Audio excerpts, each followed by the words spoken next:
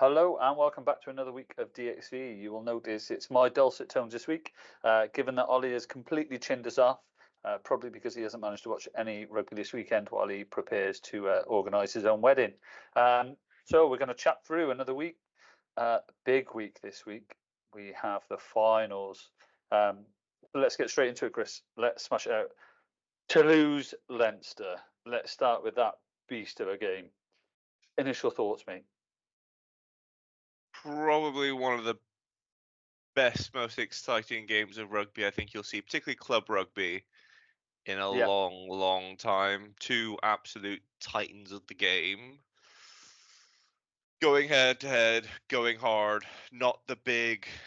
And both came at it from a pragmatic approach, right? So no big crazy stuff, both slotting points. And it's not, when you think of like exciting rugby, you think of like Bears v Quins, where it's just like tries. None of that. It's knockout rugby. Yeah, it's knockout rugby, yeah. Tense, nail-biting stuff. Like, if you were a Leinster or Toulouse fan on that day, you were sitting there just on the edge of your seat, almost desperate for the end to come so you can sit there and be like, who actually is going to take this? Extra time, I think that's the first time I've seen that, at least in a very long time. A game go to extra time. I sat there, it was just like value for money, right? Yeah. If you bought a ticket, you paid money for a ticket. Like, brilliant! I get to watch extra 20 minutes of rugby. That's another beer I can get in. Otherwise, kicking off. So yeah, value for money. Brilliant. My wife was fuming because she was sitting there telling like I was supposed to watch the car. She was like, "Oh, you coming out after the game?" I was like, "Yeah, I'll be after the game." How long's left? So I got about 5 minutes. Okay, cool. 20 Half hour later. It's like it's extra time. So what do you want to do? Yeah, great game. Antoine Dupont showed, I think, why he is. So bold statement, but everyone else has been saying it, and I think it's true. Like, he is certainly the greatest of our time to play the game, if not the greatest to ever play the game in terms of his skill set. I mean, what did he get? 2 jackal turnovers, 2 50-22s. I think I saw a stat saying he was involved in like 14 actions that led to a try. Like, he's just everywhere and so good. His kicking was pinpoint. Like, I think that 50-22 might have been out in the full. It might have just grazed the grass before it went out. But it's one of those like where it's like, it's so cool, just let it go. Like, it was it's DuPont. Yeah, it's it. Yeah, it was fantastic. I was saying before, it's a game, right? And I've always said it's kind of like finals of World Cup and knockout rugby, especially when you get down to the finals. They don't tend to be, not generics it, but they don't tend to be the most exciting games because everything's on the line. There's no like coming back from this, and I think we could see it straight away. The game intrinsically itself isn't super 3 exciting. Points, 3 points, and like, as soon as the other one's taking a 3, you start taking a 3, and we'll chat into it in a bit because you were saying about sort of the Leinster line out that was sort of shut down, and does that sort of force you more to look at the 3? Nail biting close. I mean, the first 2 minutes, that sort of no try from Dupont, the little dink through, that was really good because again, all the commentary did was harp on about Gibson Park versus Dupont, and I'm not saying like Gibson Park. I think had a really good game. Like, he didn't have a bad game. No, but there was definitely a clear winner in that head-to-head. Yeah. There was a very clear. That question was answered. It was answered emphatically. It was. And it's not like you could even say like, oh yeah, but he was behind a better team. It's like, no, he was behind Leinster and he was behind Toulouse, right? So like, both very capable, very strong packs. Arguably, Leinster had the kind of had the better of it. And we've said before, like, Toulouse like to throw it about, and you raised a couple of weeks ago, like, as a coach, it's like I don't want that. Like, you want Leinster to play like structure. Like, I'm in this part of the field. I'm on my third phase. This is what I'm doing. I'm in this part of the field. I'm on my 8th phase. This is what I'm doing. Sort of that Leinster structure. And I think it doesn't bode well to sort of what is highlight individual players, because you are playing to a structure. And even though I've got no doubt, like Gibson Park, you see his head look around the corner, and he's suddenly thinking like, no, I'm at this part. I'm playing to structure. I'm playing this. And it is the freedom that Toulouse play with that does allow you to, your special players to do those things. Like, and we'll chat to sort of the changes, especially just popping out. Finn Russell comes to mind, during allowing him a bit of freedom to do it. And at certain points in his career, he hasn't been allowed that, and has been forced to play the structure, and it doesn't bode well. So it's really interesting to actually see that Toulouse Toulouse allow him the freedom to go and have massive games like that. What was interesting is like Toulouse didn't play their traditional like throw it Yeah. about crazy offloads mental. It was very like It's the final. pragmatic. Yeah, It was it's the very final. like come here, give me the big boys, carry this up. If we get a little bit of space, we might try some stuff, but we're not. Yeah, No only mad did it stuff's when happened. they had the freedom to do it. And it was Jack yeah. Willis had an immense game for Toulouse. Huge.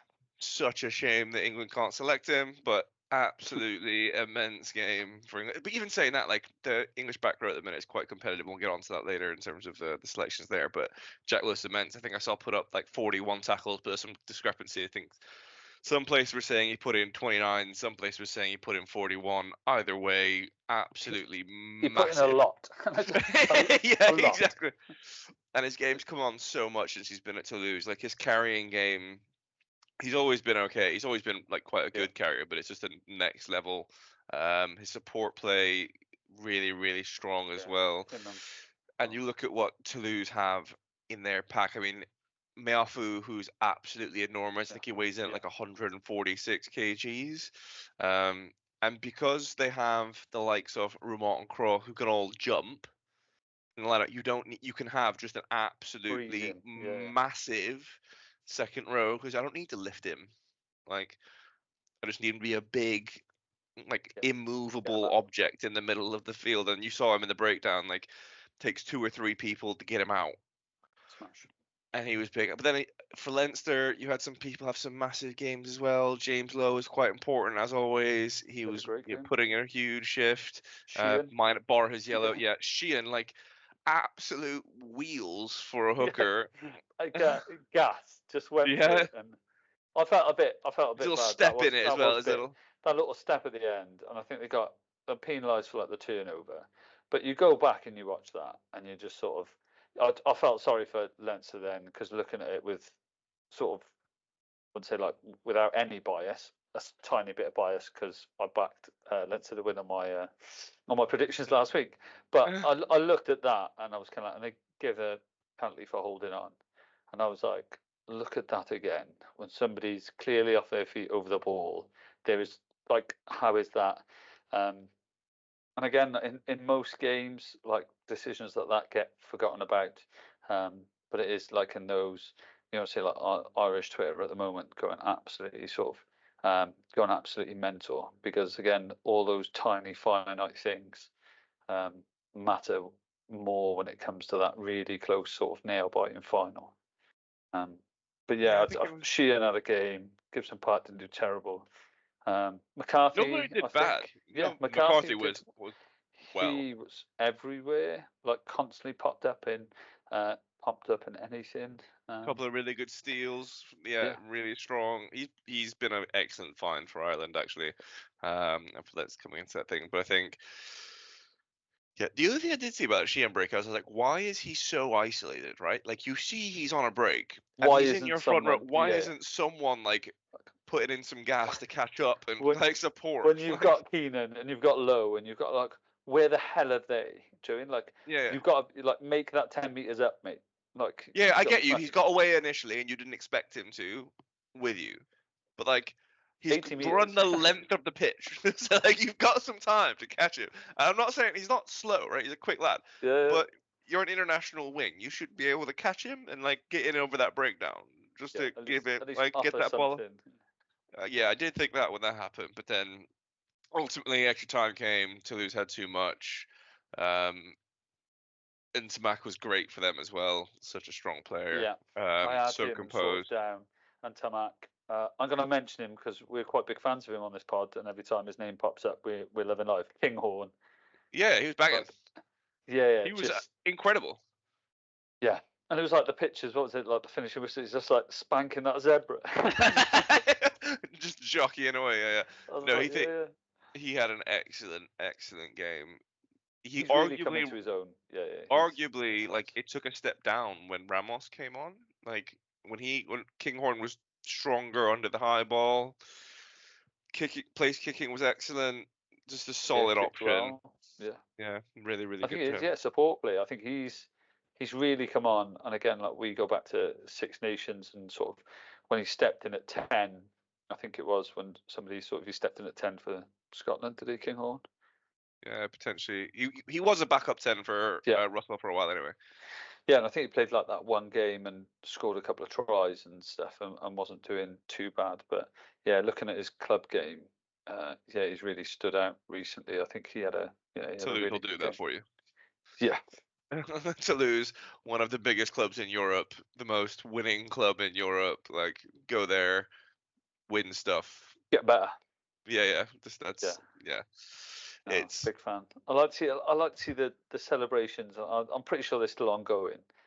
Just quickly about that. Did you see like Toulouse, like the footage from like the home yeah. like square?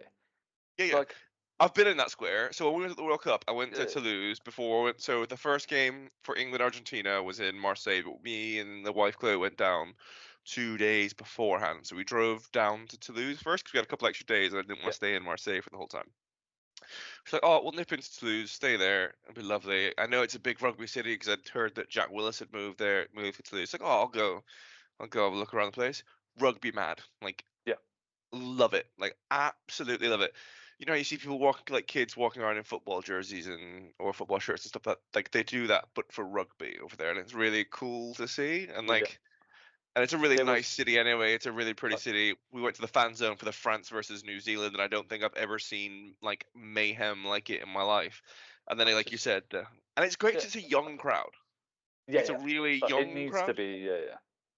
And again, that's what they've tried really hard to build. I was just sort of, I couldn't imagine like ram packed, like thousands of people, like watching a game in like Tottenham, on like a big, and I was like, where in the UK, like would that, Happen like, yeah, would for that rugby. sort of happen? Um, and we Do you know how just many sort of people sit there and Do you know how people watched it in France? I saw no, 4.1 million. Jesus, yeah, Like, it's huge. But that's I said it, for rugby, that's huge. yeah, that's huge. That's huge, That's huge. huge by anyone's measure, right? Like, that's more than the Yeah, it total was just fan base of. I couldn't imagine like the middle of Newcastle, like do you know what I mean? Just Yeah, like yeah. managing to get. I mean, got an average of like 7,000 times to their stadium. So it's like, would they have like thousands and thousands of people, flares, bands, everything, all watching that in the square in the middle of the yeah, really impressive to see the celebrations that are like they're all like jumping off the bridge when they got back. Yeah. Like yeah, there's loads of stuff going on. It's really really good to see and well deserved of a team that have looked impressive, I think, all the way through. And commiserations to Celtic brothers. Again, I think that's what they've the last 5 times that they've lost in the is it runners up or 4 or 5? Definitely this is the third. Definitely the Yeah, third. I don't know how established many more like because last the couple last of two were La years. Rochelle. Yeah, sorry, La Rochelle. Yeah, commiserations to them again. However, pushing it as close as you could possibly push it, I think, pushing it into extra time against a good Toulouse. Other game of the weekend then. Oh, actually, let's mention predictions. So can you remember your predictions from last week, Chris, I think I for said something like that I game? know I said Toulouse, but I think I said by something like 10. So you did. So it's really annoying. You said Toulouse by 10. Um, And what was the score again, like? Just remind me. I can't remember. I think it doesn't matter. It doesn't matter now. Close to 10, 9 points. I mean, it's good. I Yeah, can't but believe that like it didn't count with the extra time clearly. it. I had Leinster by 4, which I think they were. I genuinely thought they were going to do it at one point. The little kick to the corner, the little droppy. I was like, here we go. Yeah, Leinster win by 3-4 would have been chuffed, but Toulouse took it. But that shows you how close the game was. Um, I have the Next score. game, It was 22-31, so it was by it was 9 9. So points. Yeah, yeah. I was 1 point off. Yeah, you needed extra time to beat me though. So yeah, we'll leave it there. Obviously, the next game for the weekend. Again, we backed different teams for this game. So And you get it Glos- this week. Gloucester Sharks. So yeah, so we'll do our predictions actually first before we get into the game. Can you remember yours, Chris? I remember I said Gloucester, but I can't remember by what. You said Gloucester by 15. You went Yeah, big. I did, and I was sorely disappointed, as I many also, Gloucester fans have been I used to all also, this yeah. season. I also went big, but I went big for Sharks, which is really annoying. So I said Sharks by 21, and if it wasn't for that last try that Gloucester, You would have been away, yeah. I would have been pretty much bang on. I think. Obviously, Gloucester did miss out. Sharks just too good on a day. 36-22. So I'll take the prediction honours on that one. However, we'll get into the game. Initial thoughts, Chris? I was quite annoyed by that game, actually. Not Yeah. annoyed. It was a good game. It was just a case of like Gloucester did themselves no favors. No. So Gloucester never looked. They looked dangerous for about the first 10 minutes, and I was like, "Oh snap!" Obviously, a very like a missed yellow card in the first few minutes. We ended up getting a yellow thereafter, shortly after. Yeah. But you could argue that should have been 2 yellows as opposed to. And then a red. Yeah. But you shouldn't be. You shouldn't really be relying on that to win games. But yeah, I put a tweet out saying like they'll wish they'd gone for the post instead of going for the corner repeatedly. Like that's bold against like and trying. I just don't understand some of the decision making. You've just been nearly lost the ball, but by the grace of a penalty, you kept the ball. Right? You've nearly just been driven into touch, and then you've run the exact same play, and then oh, what a shocker! They drive you into touch. And it's like, I think it was a bit of a stark contrast to the other one in terms of by the time you start and realise like the knockout finals, like you start taking 3.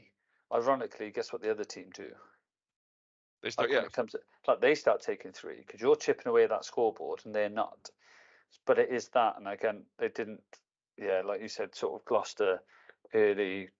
There were like 5 attempts they had, like 5 decisions attempts. to go, didn't, and then by the time sort of Sharks got a couple, yeah. And then the big story, I think, that lost them, it was like watching England in the 2019 World Cup final. Like scrum just got battered. Yeah. I mean that front row is. It's huge. yeah. You've got Oxenche, Umbanambi, and who plays the tight from Vincent Koch, right? So like you've got the Springbok front row, and they're backed up by Eben Etzebeth, and then like So to even put up a fight as a club level team is not bad, but they did like, and there were a couple of calls, and I'm gonna write a blog post about this later actually about the refereeing of the scrum and how you do that, because there were a couple that I was like, actually, I'm not sure that was really against off the South Africans. Yeah. no, like they definitely had a dominant scrum, but like there was a couple of things where I was like, I'm not sure they had it there. Like, I'm not sure that was a penalty, and it's just because, and you know why it happens, right? And we all know it's because like the referee has a picture in the mind, like the Shark scrum is beating the Gloucester scrum. If something's gone wrong, it's probably the Gloucester scrum's You've painted a picture. Yeah. You've started painting a picture, and I've sort of had to fill that in that if something's gone wrong, 9 times out of 10, the defending scrum that's going backwards will be the offending party. Sort of. Yeah. But that shouldn't be the case. It was the one where he got called for like pulling his jersey down. I'm like, that's not what happened there. But whatever. It was I did see a petition just on that note. There was a petition about 4 years ago that somebody started that all RFU referees had to play in the front row for at least 2 seasons to be able to become a referee. And I was like, it was a genuine. Obviously, somebody put it out as a bit of a laugh, front row union, thinking they're funny. But yeah, they were sort of pushed out, and they were like, right, all RFU referees should have to have at least played like 2 years at club, like just like even grassroots level in the front row to be able to referee. Because the trouble is, like, that's not. I get why it's happened, but that's not the way it should be refereed, right? Like, it shouldn't be a case of like, well, you're probably winning, so like, no, and you can't see both sides of the scrum, and I appreciate all that. So maybe your linesman needs to come in a bit to have a look at the other side as well. I don't know how you'd manage it, but you probably just need to think about how that's going to be refereed, because the rules are pretty straightforward. Like, the rules are not straightforward, but The The laws. rules are pretty clear. The law, yeah, sorry, you're right. The laws are pretty clear on what you can and can't do, but it's just about who gets visibility and like what have you seen that's happened. So yeah, but that irrespective, Sharks were definitely the better team, 100%. Maximilian Pimpe was excellent throughout that game. I don't know his name. That guy who's the other I think he's the second row. Big lad. Not Ed Smith. The big lad for the Sharks has a beard and like his hair was pulled back into like a ponytail type thing. But he was all over the place and just couldn't get around him. And like Gloucester star players just couldn't really get a foothold. Zach Mercer really struggled. Yeah, it was quite quiet for Mercer standards. And again, when you've got a number 8 that's throwing dummies 10 meters off like you've got a 2-on-1, like their rate was it. I don't know. I can't remember the and even if I can remember his name, I'm just not going to embarrass myself by trying to say it. But obviously, like the 2-on-1, do you mean? And then 9 times, like 99%, you take the 2-on-1, you give the pass, and just like dummy 10 meters off the top. I thought you jack bugger. I was like, you could have given that pass. Nah, just that little dummy goes over, showed the sort of confidence, but. Yeah, I think Mercer they sort of didn't have a great game. I don't know what he does. Like, how this has become a thing. Like, I understand the use of footwork, right? Like, I understand like footwork is a good thing. I'm not saying the only route is route 1, but sometimes you need a bit of route 1, right? Sometimes you need to get the ball, run forward until I hit someone, and then hopefully I push over you. But this thing about like taking the ball, like, and then standing in position and then trying to dummy or step, like. That's great if it comes off, but if it doesn't, which it didn't the whole game, like someone at pace with weight forward just smashes you back, and now you're behind the gain line. Your whole defense having to reset backwards, and you're immediately on the back foot, and you just kind of set things off. So I don't know. There's a couple of things. One where like Thorley and Johnny May got mixed up. Like Adam Hastings put a beautiful little chip, a beautiful little grubber through. To them, and if they'd have coordinated about like, oh, which one of us is going to get this, I think it probably would have gone over the line. But they both kind of got in each other's way. It was just, it was a little bit. Yeah, there was a day of quite quiet. I mean, I've been a big fan of like Chris Harris recently. He's been playing pretty well, but apart from the sort of one, I think maybe nearly like try two offloads and the nearly try sort of thing. I'm not convinced Carreras that wasn't a try. didn't until the end. But I'm not going to get into that because we'll be here for ages. I'm not convinced that wasn't like. Think that the grounding could have done with another quick little look about whether it grazed a white blade of grass or not. It was something that, and God, there's like so many press releases out that I was like reading one like, yeah, it should have been, should have been a penalty for the way it's a ref like slid in until I don't agree. I do agree that for a final, for something that close, like it probably could have, like, let's just have a little bit more of a look at that. Let's just, I don't know, find that camera angle that someone's hiding from you. Let's just check. Because if there's one thing that's going to be contentious, but it's try. And I don't think the Etzema thing was a penalty. It's very dangerous, and it should, like, you probably need to look at on another day. If he'd have touched him in any or anywhere in the vicinity of his head with his knee, he'd have been in a lot of trouble. It's a very dangerous thing to do, but what is the rule the law that says like if any part of your body is over the dead ball line or is it out of the field of play, then you are considered out of the field of play. So he's not in the field of play. So it's because of the technicality. So he's fine to clear. And it's very smart play by Etzema. But he's a very smart player. So he gets away with a lot of those things, right? Like you saw in the World Cup where against France, where he very clear, deliberate, but he hooked it slightly backwards, so it's not a knock on. So yeah.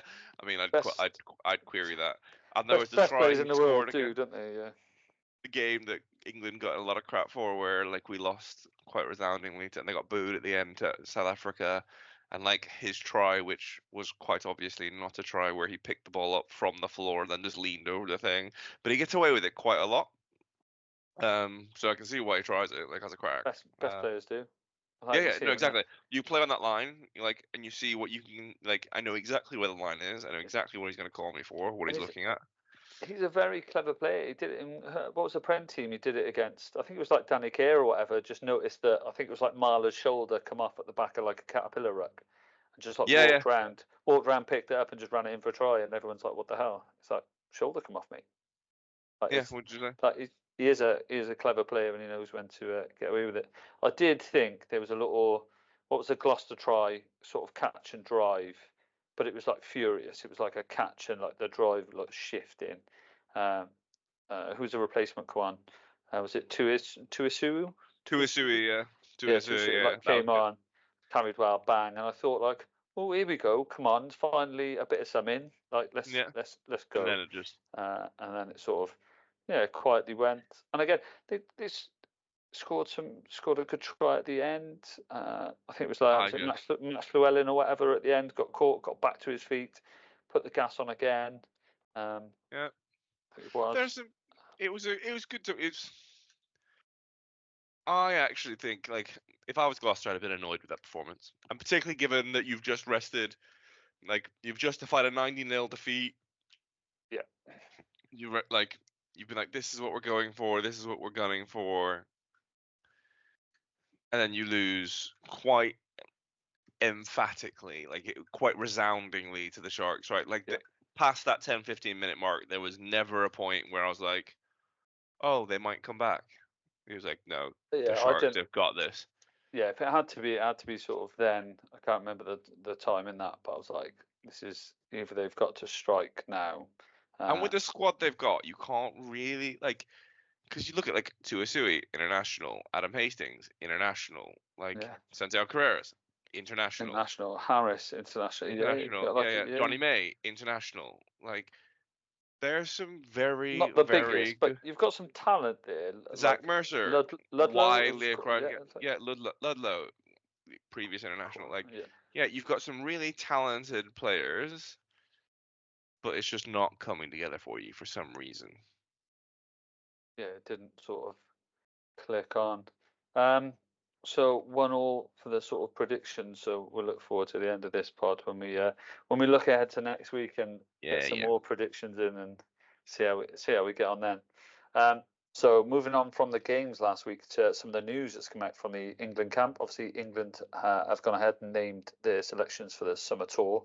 It's 19-man list on there, Chris, as the Englishman. No doubt you've got some thoughts and opinions over it. So over to you. What are your initial thoughts? Yeah, it was good. I think people will be slightly surprised by some of the selections, some of the omissions. The likes of Will Evans from Quins didn't make it in, despite being Quins player tour and one of the most prolific jacklers in the league. Zach Mercer, I know people have been crying out for, but we just discussed his performance in the kind of Challenge Cup final, whether he'd make the grade or not based on this season's performance against the other back row talent that's there. I'm not sure, but yeah, some really, really promising names in there. So it's the big thing that I think is the one issue that comes from having so much depth, and like we've discussed it before, and sort of after the World Cup, is like England have depth, and you look at the sort of the under-20s, like coming through the young guys in the Prem, like absolutely huge. We've talked about sort of Greg Fisselau and some names like really sort of striking up. Yeah, and it's just with so much depth, it's just the controversy. Like for somebody to get in, somebody's got to miss out, and it is the online place has been a battlefield since the names have come out, I think. Yeah, I think there's some pretty pretty unanimous ones that everyone thinks should go. So Finn Baxter, the guy who put on did a number over Bordeaux's scrum and then held up against Toulouse's scrum as well. Really promising young loose head, can play both sides of the scrum, massively utility player. Chandler Cunningham South, after his performance in the Six Nations, and just generally watching him play, I think everyone recognizes that he's a physical specimen. He's like, what, 6'4" and 120 kegs is a just wants to hit people. Yeah, he Whether it's just attack, wants. whether it's defense, just wants to hit people. Like, Yeah, yeah, and yeah, so you need that. Like, I need yeah, someone yeah, big, mean, and carries hard. Like, yeah, yeah. yeah, he does that. Don Brandt makes it in. So you've got pretty strong Quins contingent. I think there's 5 Quins. Is counting them out now in my own head. Yeah, so you've got Baxter, Cunningham South, Don Brandt, Marcus Smith, and Luke Northmore, who comes in. Northmore shout. Yeah, I think some of these don't make it through when the top 4 teams become available again. So obviously you can't select anyone from the Saints, Bath, Sale, or Saracens in the minute because they're still on club rugby duties. So that makes sense. In terms of Bristol players that make it through, there's Gabriel Ogre, who's been strong. He's a different kind of hooker to what's been there. Good to get a look in. He's formerly of Wasps. Been a really strong player. I've been really impressed with him in the way he's played as well when I've seen him play. So happy he gets a look in. He's the only Bath player, only Bristol player, which I know will be disappointing for them because if you were hoping that Ibitoye might get a look in after his season dealing more defenders than anyone, but I think it's the problem. I think if I don't envy being an international coach in terms of you've got to select on the all-round game. Like every aspect of your game is scrutinized, right? Like how good are you in the air defensively? What percentage tackles do you complete? How quickly do you shoot off the line? And how many rucks do you enter? How quickly are you going to fit into the way I want to coach and play as a team? So it's brilliant for you to do that as your club, and the club give you the freedom to do that. Like, but that doesn't work With to the way I want to play. The other 22 players I have that's going to be on the pitch, it just doesn't work. Yeah, no, I get it. So it's really tough. Good to see a Newcastle player in there. Guy Pepper gets a look in, and he's been impressive for them. And if you can look impressive in a team that is losing every game of the season, then that says something about you as a person, right? Yeah. And he moves to Bath next season as well, so I think we'll see a bit more of him. Don't know if he kind of keeps that spot over the likes of Ben Earl, Sam Underhill, Tom, and Ben Curry when they come back. He's only going to get better with them around him, though, right? Like, 100%. Sort of like Yeah, 100%. And I think there's a good chance he could make Bath's kind of starting lineup. He'll be competing with Sam Underhill for that 7 jersey, but that's someone that you want to learn off, right? So yeah, and again, we've looked at like depth, right? And even at like club rugby, some of the depth that's out there is it's outrageous, and it's not a bad person to give. And England did it well for a while, and sort of Curry and sort of Underhill came in, which was like, give me a massive 50 minutes, like go nose everyone, go empty the tank, blitz it, because you have got someone like Pepper to come off the bench. You've still got somebody of equal quality to come in after you've hounded them for 50 minutes to come on and hound them for the next 30 minutes. It makes a big difference. Some Chiefs got a few in there as well. So you got, Faye Woboso always going to be in there. Oh, sorry, there was another Bristol player. It's a lie. Max Malins gets a look in. He comes back after missing out on Six Nations duty again. Not sure he holds on to that when you get the likes of Tommy Freeman comes back into contention after the top 4 are done. Yeah. You've got the likes of George Furbank coming back as well. Elliot Daly will come back from Saracens. Quite a few kind of your big wing names are coming back after those. Yeah. But whether he holds on to it, that's kind of 2 bears. But Chiefs get Roots. Rusi Twima for his first look as well. Played in the England A game. So promising. I think that's almost looking for someone in the mold of like your Meafu for France. So you're looking for a big, heavy lock, can get about the park. Good. He's got good hands as well. Used to play at 8, so they've moved to the second row. So it'll be interesting to see. He had some good stats. Yeah, we spoke about him last week, don't we? He posted some good stats. He's really strong. Again, one of those, not going to be a jumper. I don't know whether you can play him alongside someone like George Martin, because then he means you've got to have, because George Martin's also a big old lad. Like you need some. Yeah, and it becomes interesting. It's that structure that you play. So like, if you are one that is set piece, big boots, line outs, thanks very much. Sort of like it fits into the sort of game and the way that you want to. But it's also about do I have jumping players in my back row, so France can do it because they have the likes of Roumont, Francois Cros, like Charles Olivon, all of these players who can jump and who are like big. Yeah, and jump well. They're not. Yeah, they're not Underhills. They're big. Like they've got a good size on them. They're tall. Yeah, exactly. So whether you can have both of the same team, I'm not sure. And if you had to pick between the two of them, then George Martin is kind of the incumbent and therefore carries the jersey. But he's in from Tigers as well as is Joe Hayes, Freddie Stewart, and Jack Van Portfleet. No great surprise that Jack Van Portfleet's back in. Yeah. Which is good for him. Hopefully he gets to go on the tour. I expect it'll probably end up being.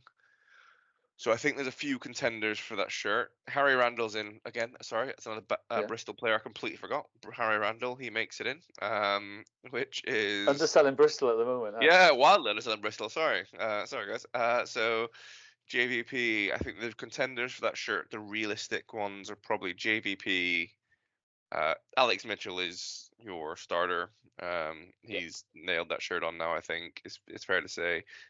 And then the guys competing for this bench position are probably Ben Spencer, JVP, Rafi Quirk to an extent, and Harry Randall. So those are your. Yeah, I think Ben Spencer sort of age-wise is something that I think he has played sort of phenomenally. He's someone that's massively come on my radar sort of this year. He's had an amazing season, but I think when you look at sort of the ages across the park and sort of both looking at a team to sort of mould going forward, I think he's probably one that will miss out to some of the younger kids. You do also want someone who kind of. I think that's why he kept Danny Kerr around, right? Like it's just someone who, not that he's not good, he is very, very good, but you want somebody who, as we've talked about kind of off air, where it's like, I need somebody who, when you're in a hole and you don't know how to get out of it, and like someone, who do I look at? And I think who's been there before and done it.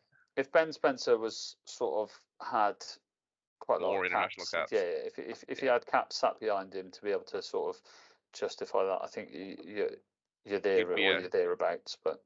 Yeah, in the absence of that, I don't think he quite makes it. But and JVP is not inexperienced anymore, right? Like JVP has played in Six Nations, he's played on a tour to Australia.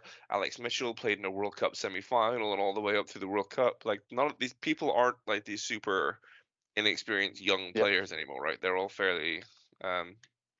Henry Slade, no great surprise, one player of the season. The Prem, and he has had a story in season. Yeah, he's done really well. Excellent. That's exactly the way. If you're a coach, right, you want your players to answer being dropped. Like, so you have like Zach Mercer and Henry Slade, two really good examples of this, right? So like Zach Mercer got quite upset about it, was quite public in the press about like wanting to be selected. And that's one way of dealing with it, and I get it. I'm not saying there's a right and a wrong way, but like, then you have Henry Slade, or then you have the Henry Slade, which is like, cool, I'm going to go and make myself undroppable. Like you cannot not select me. You cannot not select me. Because there will be riots if you don't select me because I am doing so well, and that's what he's done. The season, and you haven't picked me. Justify. Like yeah.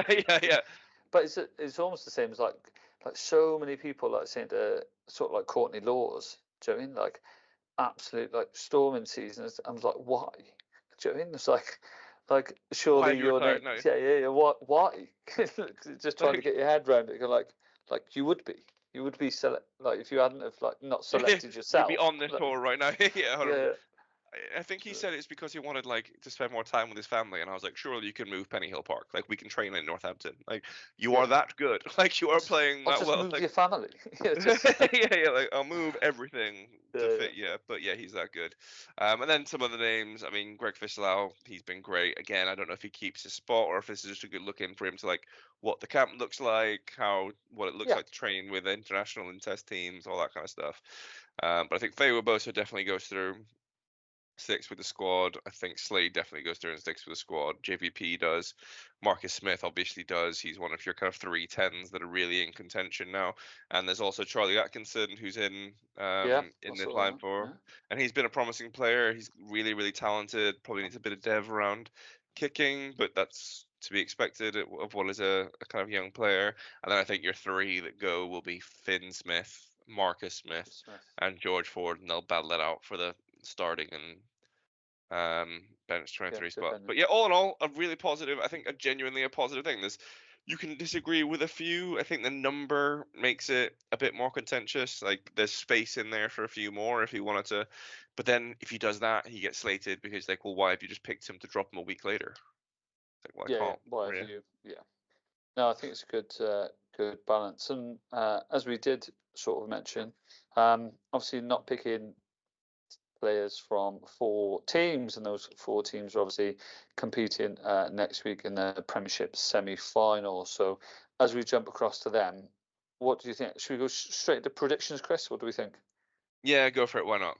Let's live a little. Okay, so we'll go straight into our predictions. So first game, Saints versus Sarries, Franklin's Garden. Who do you think, and by how many, Chris? Go Saints, which is usually the home team wins. So usually it'll be the home team that comes away with it. I think that you'll probably see, and I think Saints probably have the edge. So I'm going to go Saints by 10. I had similar feelings of like saying there, so I've gone Saints by 10. I think it'll be slightly bit closer because I think Quinn's has tough proved that you can do a number, but at home, I think I'll tell you what, then got to I'll be change bookies' it. favourites. I'll go Saints by 15 just to add a point of difference. So I'll go a bigger margin. Yeah, I think. Well, what did I say? Saints by 10. Saints by 14. I said. Oh right, sorry. Then I'll stick with Saints by 10. Yeah. So I said Saints by 14. I think you said Saints by 10. So we stick with that. Saints on for a win then. Who joins them in the final? I'm pretty sure. Yeah, I was about to say. I'm pretty sure I know who you. Sale by a resounding 30. No, Sale by. I'm gonna go Sale by 3. Sale by 3. So I've gone the other side, what I like to call the Finn Russell side, and I've gone Bath by 10. I think it's going to be in, not only because I think that they will, but obviously to annoy you a little bit as well. Bath at the Rec. They will, I think, but yeah, it's a big journey. Bath at the Rec sold out now. I've seen a little. I tried to get tickets. I'm Facebook, really annoyed about that. post from Finn Russell saying, "Look, we sold out the Rec for it." So, yeah, I've gone Bath by 10, Saints by 14. You've gone Saints by 10 and Sale by 4. Interesting. I just think Sale Bath is going to be a close game. That's 2 teams who can. You've got 2 really interesting, like the battle of the tens across that is going to be fascinating, right? You've got Owen Farrell versus Finn Smith, George Ford versus Finn Russell. So you've got really interesting, like how that's going to play out. Yeah, all international test quality. There's some real quality across all those sides. Sale like a pragmatic game. They like a forward-dominated game, and they take it to you, right? They are big. They are hard. I'm fully expecting physical. George Ford to be sat in the pocket all day. Like, just drop goal at him. Yeah. I'll take 3. Just do it. You do it like England, Argentina. Just do it. Just sit in the pocket.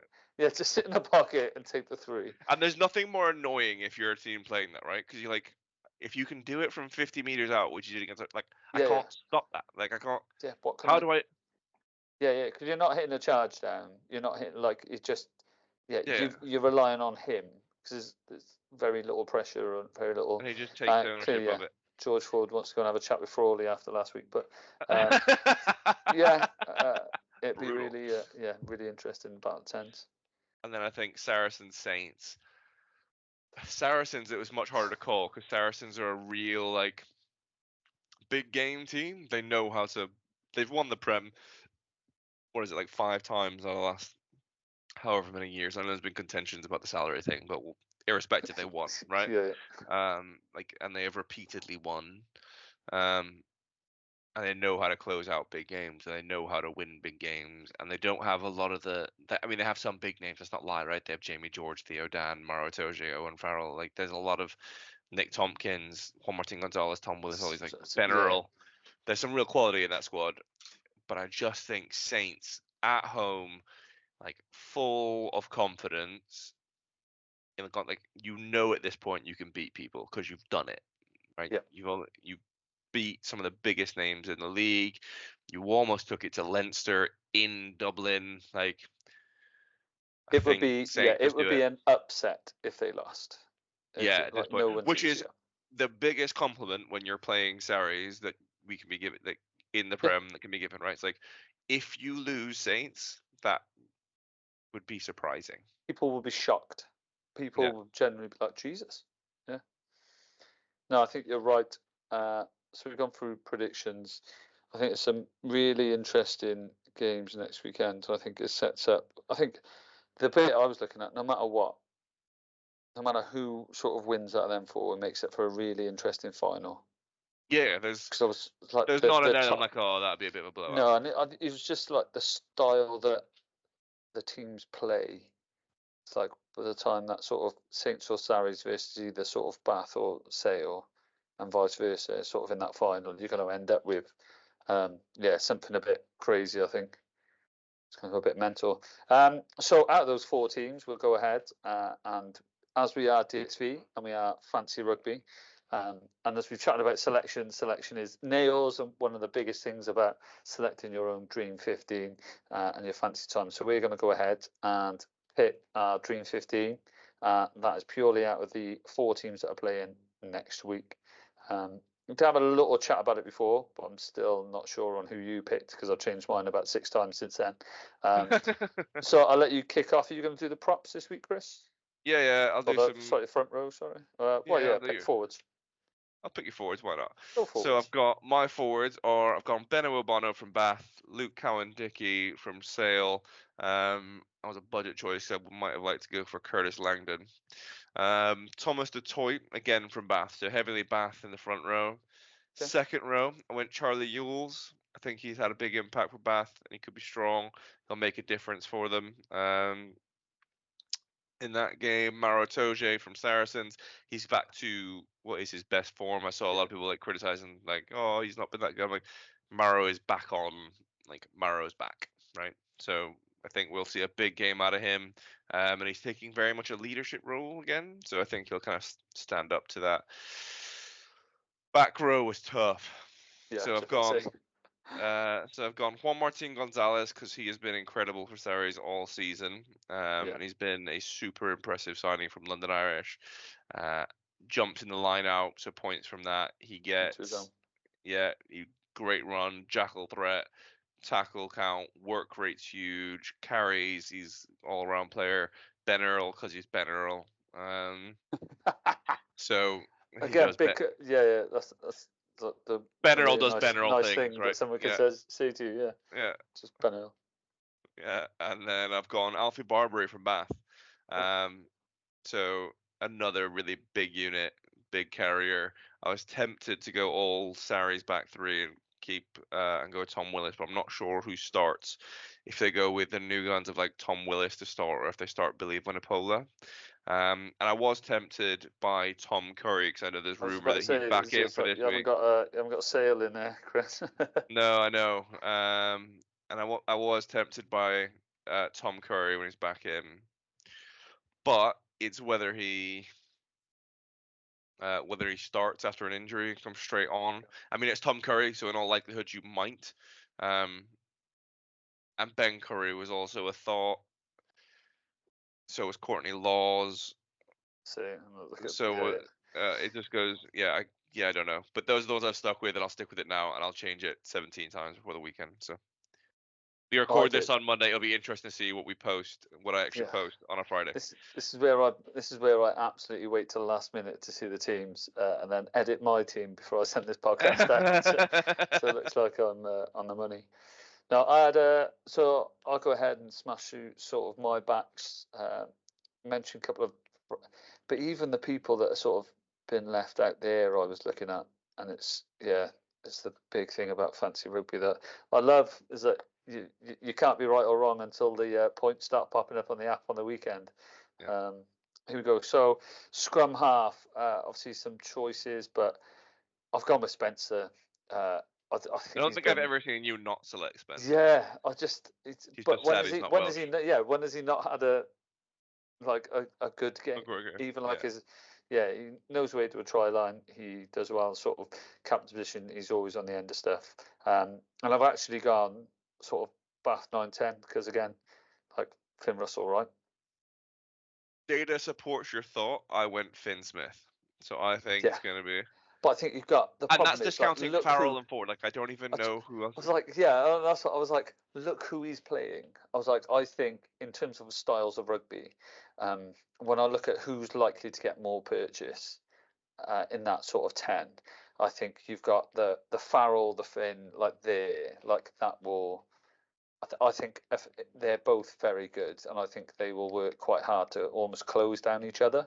Yeah. But I think if there's one person over the weekend, I think the craziness of Finn Russell against what is the sort of static, pragmatic play of Ford.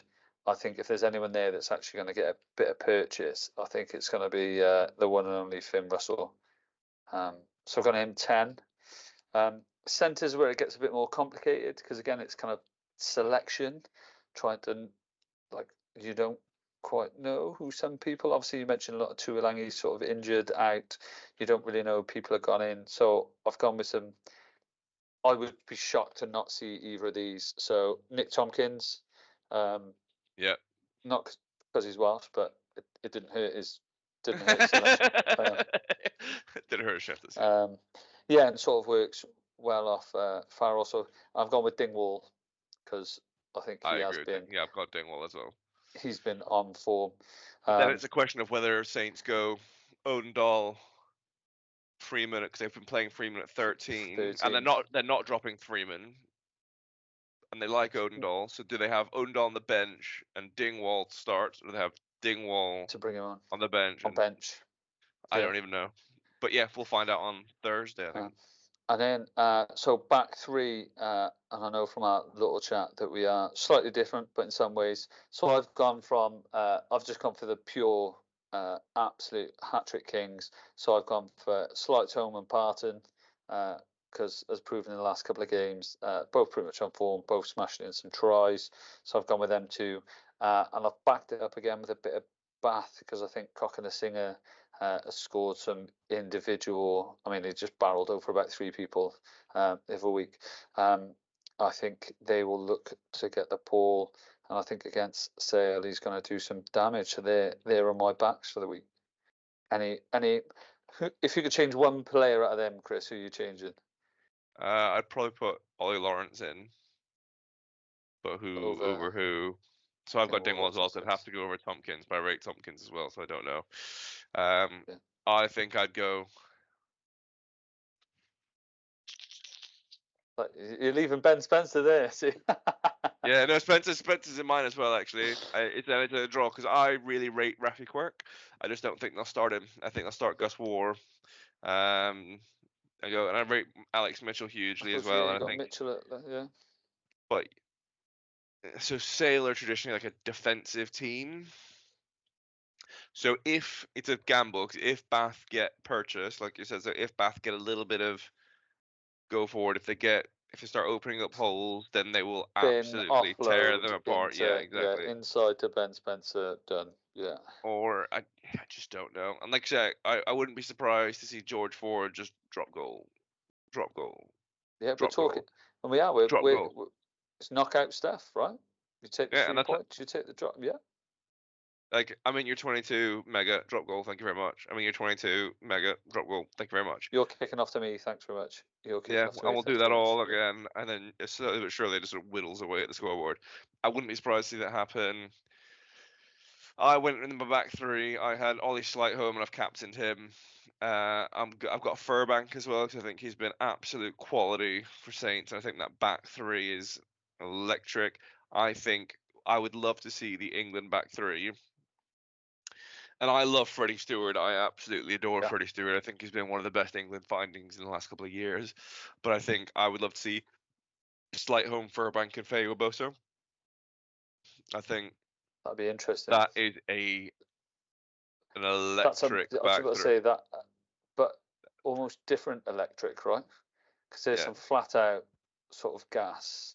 There's some lines there, and there's some get you out of trouble. Playmakers. Yeah. I always see sort of Faye Boso, and I see him as almost like a. I don't want to say he's a sort of, because he's not a sort of Jonathan Joseph at 13, but then you also have he's Watson, like Anthony Watson He's a like really fast centre. Like he's a yeah, really yeah, fast. yeah. It's like it's like if you could put like Jonathan Joseph and Anthony Watson like together, like the footwork to get you out of trouble, the little the bit of ear, power. but at the same time, I'm just going to barrel through you if I want to barrel through you, or I'm just going to Yeah, skip around you, and look which one you're going to choose. Yeah, I he's think that. he's And he's also the thing I like, and this is what I think people. The thing that'll be interesting, I think, will be the deciding factor is the thing they'll miss out on Elliot Daly. And Johnny May even does the same thing. Is like their work rate and industriousness in the air to contest kicks, right? Because one of the things that England has over other teams is their kicking game, their tactical kicking game. But that only works because you have an Elliot Daly who's really good at finding his way through a pocket, and a Johnny May who does the same thing, who's just quick, gets up there, blitzes, and can just get a hand up to tap yeah, it back. So you need that. Like you need that. And if Slight Home can do that, and I think the other yeah. answer to that would be Tom Roebuck from Sale, who can do that really, really well. He's really, like say, really quick, really big work rate, and he knows that his job isn't just to finish off tries. His job is to, in that Work rate sense, and yeah, elsewhere, yeah, everywhere else, yeah. yeah, and that makes a big difference. But I'd love to see that back three. So my back three is I'm torn between one of the Sale back three. I'm either going to go Tom O'Flaherty, and it's going to be a cost-based decision, Aaron Reed, or Tom Roebuck. Yeah, 'Cause I Roebuck's not think bad. they're all excellent. But yeah, Slight Home, Roebuck, and Furbank will probably be my back three over this weekend. One of We'll smash some through. iteration of that. And as Chris mentioned then, our game is being sort of towards the end of completion of dev. Obviously, the addition of being able to add a captain in and our super sub. So looking forward to playing around with that this weekend and seeing how much difference that makes, and hopefully can save my selection against Chris's. We'll have a go. Yeah, and if you are interested in playing, let us know. We'll give you a crack at it.